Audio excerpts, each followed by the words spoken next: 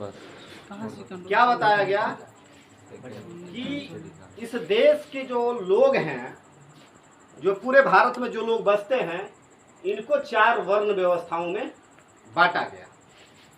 कितने वर्ण में बांटा गया? 4 वर्ण व्यवस्था में। पहला वर्ण व्यवस्था है ब्राह्मण।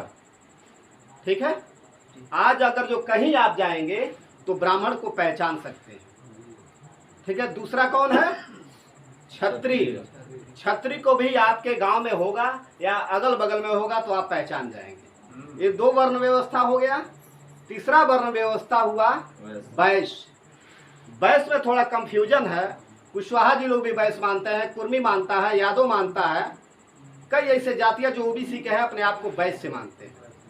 ठीक है, बहुत लोग अपने आप को क्षत्रिय भी मानते हैं। चौथा वर्ण हुआ शूद्र। चौथा वर्ण शूद्र हुआ, और आजकल के ओबीसी के लोग मानते हैं कि शूद्र चमार धोबी पाशी को कहा जाता है। साथियों, ये बिल्कुल 100% गलत है। 100% गलत है। यह शूद्र नहीं है, ये अछूत है। इनका फरछाही ब्राह्मणों के ऊपर अगर जो पड़ जाता था तो ब्राह्मण गौमूत्र से नहाता था। तो कौन है? अछूत, उनके व्यवस्था के अनुसार। तो हम जो हैं चौथे वर्ण में क्या है? शूद्र। अब जितने लोग यहाँ बैठे हो इसमें कोई ब्राह्मण है? नहीं। क्षत्रिय? नहीं। वैश्य है? कोई वैश्य नहीं है। कोई है ना? नहीं। तो यहाँ पे बैठा कौन है? यहाँ पे जितने लोग बैठे हैं शूद्र। शूद्र है। हम सभी लोग शूद्र हैं।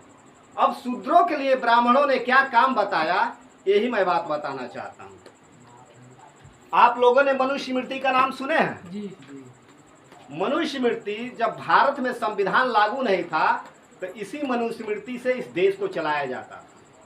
और इस मनुस्मृति को पढ़ने के लिए ऊपर का नीचे हो जाता है, कोई दिक्कत नहीं। इस मनुस्मृति को पढ़ने के लिए यह किताब न ब्राह्मण क्षत्रिय पढ़ सकता है, न वैश्य पढ़ सकता है, और न ही शूद्र पढ़ सकता है। यह किताब सिर्फ ब्राह्मण पढ़ सकता है। ये 1947 के बाद आपको मिला कि आप भी पढ़ सकते हैं, आजादी के बाद। ठीक है, इसमें क्या क्या लिखा है यही बात मैं बताना चाहता हूं।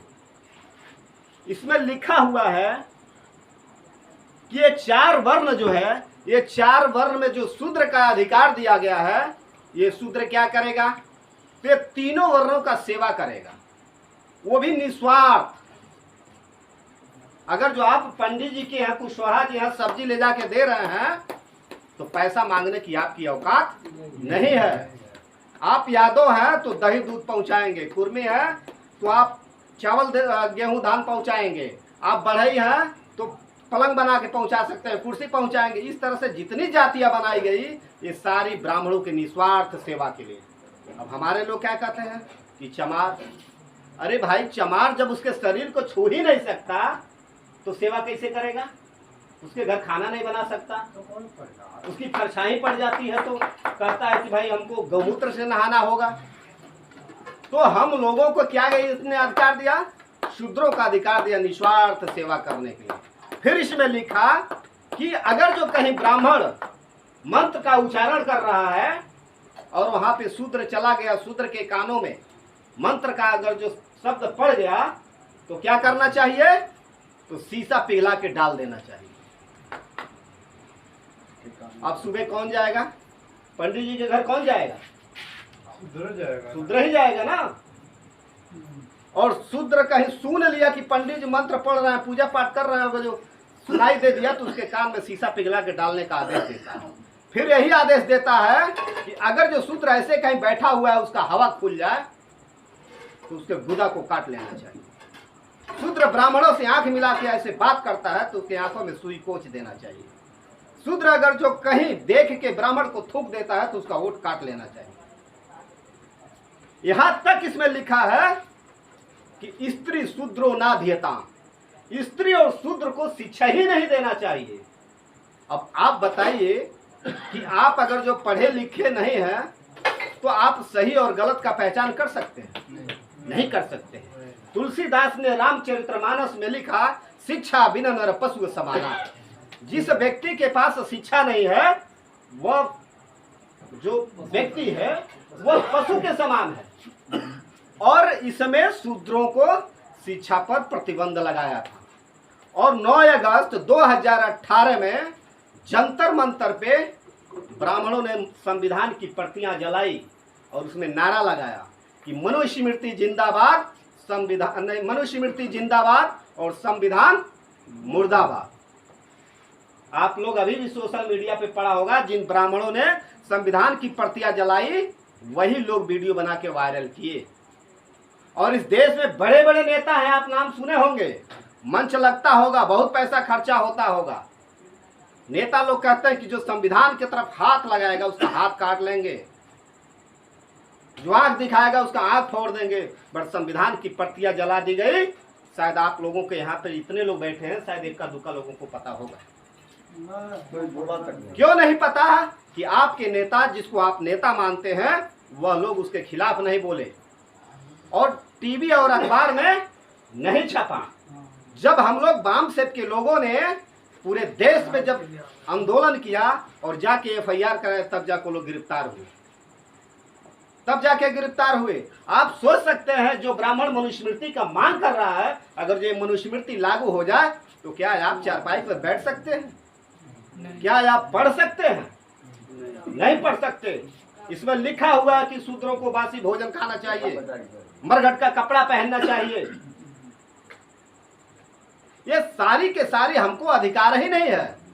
हमारा एक ही अधिकार है, ये तीनों वर्णों का सेवा करना।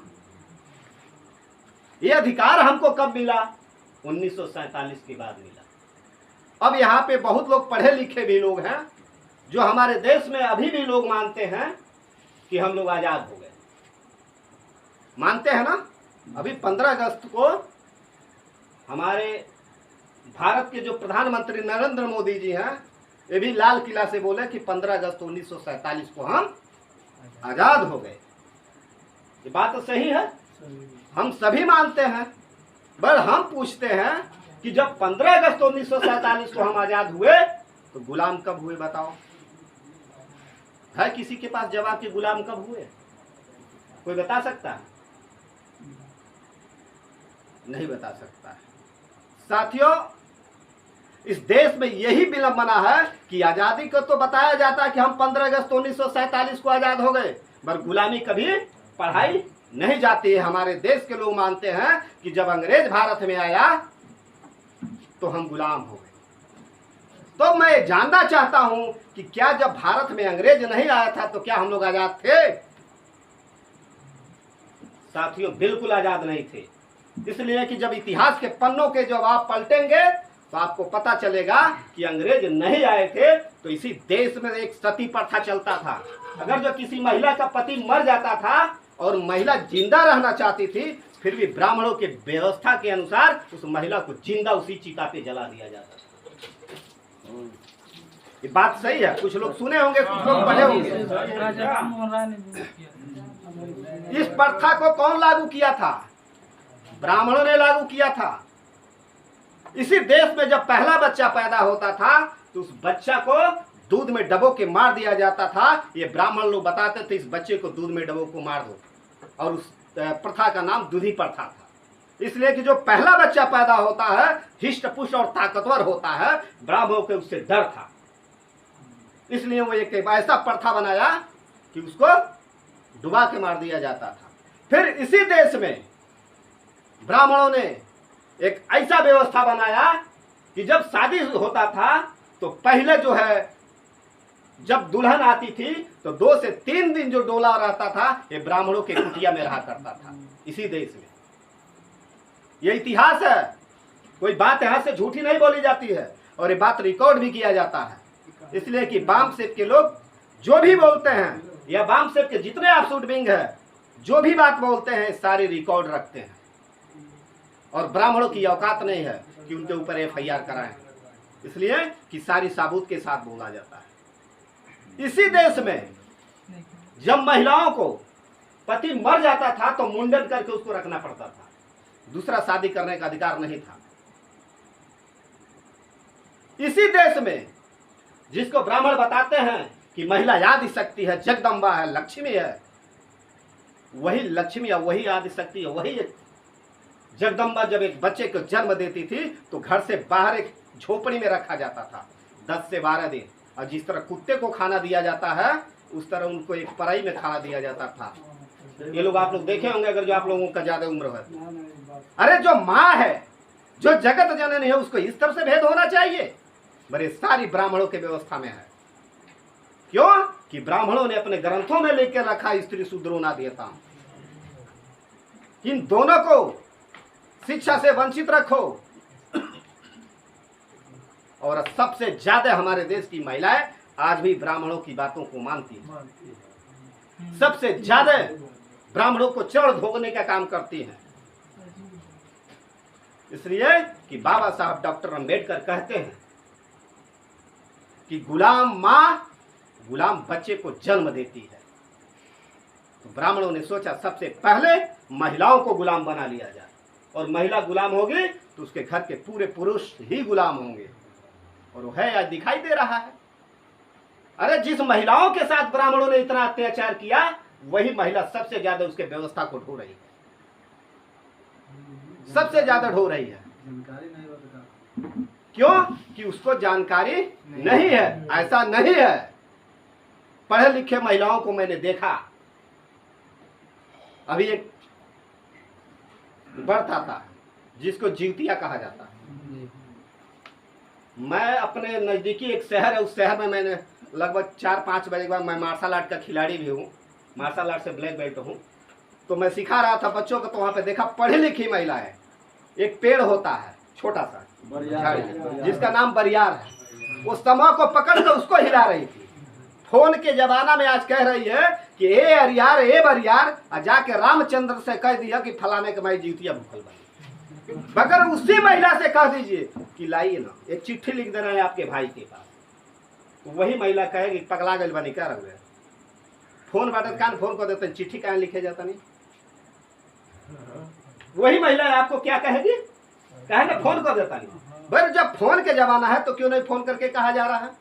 आज के भी जमाने में महिलाएं गुलाम है। पढ़ी लिखी महिलाएं उस पेड़ से अपनी संदेशा पहुंचा रही है। उसके पढ़े लिखे होने का क्या मतलब, क्या मतलब है पढ़ा हुआ ना। ब्राह्मणों के पास साथियों, ब्राह्मणों के पास थर्मामीटर होता है आपका दिमाग नापने के लिए। जैसे डॉक्टर होता है और डॉक्टर के पास जाएंगे, आप कहेंगे देखिएगा थोड़ा बुखार तो नहीं, उसके पास एक थर्मामीटर होगा, तुरंत मुंह में या गले यहाँ पे लगाएगा और 5 मिनट के बाद बताएगा आपको इतना बुखार है। ठीक उसी तरह ब्राह्मण आपके दिमाग को बार बार नापता रहता है। अभी आप कोरोना काल में देखें, सारे लोग घर से बाहर नहीं निकल रहे, पूरे दुनिया के लोग कह रहे थे बीमारी है बीमारी है। थोड़ा से हल्का हुआ, ब्राह्मणों ने कहा है तो कोरोना माई है, और गांव गांव से लोगों ने कराही चढ़ाया। अगर जो किसी घर की महिला जाकर कराही चढ़ा रही है, क्या उसके घर के पुरुष तो ही खरीद के लाके दिया होगा। तो महिला गुलाम है तो पढ़े लिखे पुरुष भी गुलाम हैं।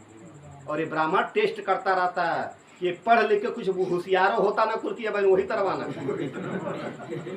समय समय से चेक होता है। इसीलिए स्कूलों में क्या होता है, साल भर पढ़ाया जाता है तो 2 बार 3 बार परीक्षा होता है कि जिस बच्चे को मैं पढ़ा रहा हूँ बच्चा होशियार हो रहा है कि नहीं। इसी तरह ब्राह्मण समय समय से आपका परीक्षा लेता है। यही कारण है कि हमारे लोग गुलाम हैं, और गुलामी शरीर कराता तो तोड़ने का प्रयास करते हैं। मानसिक गुलाम है, और मानसिक गुलाम लोग कभी अपने आजादी का आंदोलन नहीं चलाते। चलाता वही है कि जो आजादी मन में बना लिया है कि मैं आजाद हूँ, वही आजादी का आंदोलन चलाता है। आज बामसेफ द्वारा भारत के 31 राज्य 550 जिलों में आजादी का आंदोलन चलाया जाता है। बहुत जगह हम जाते हैं, अगर जो चर्चा करते हैं तो लोग कहते हैं अरे हमन के तो 1947 में आजाद हो गए नहीं जा, अब तहन के कौन आजादी का आंदोलन चलावता ला जा। तो साथियों 1947 में हम लोग आजाद नहीं हुए, इसलिए कि हम ब्राह्मणों के गुलाम थे और ब्राह्मण अंग्रेजों के गुलाम था, और हम लोग दोहरे गुलाम हो गए। और 1947 के ब्राह्मण आजाद हो गए और हम लोग गुलामी के गुलाम रह गए। और वही 16 अगस्त 1947 को अन्ना भाऊ साठे का आप लोग नाम सुने होंगे। जब 15 अगस्त 1947 को ब्राह्मण जश्न मना रहा था कि हम आजाद हो गए,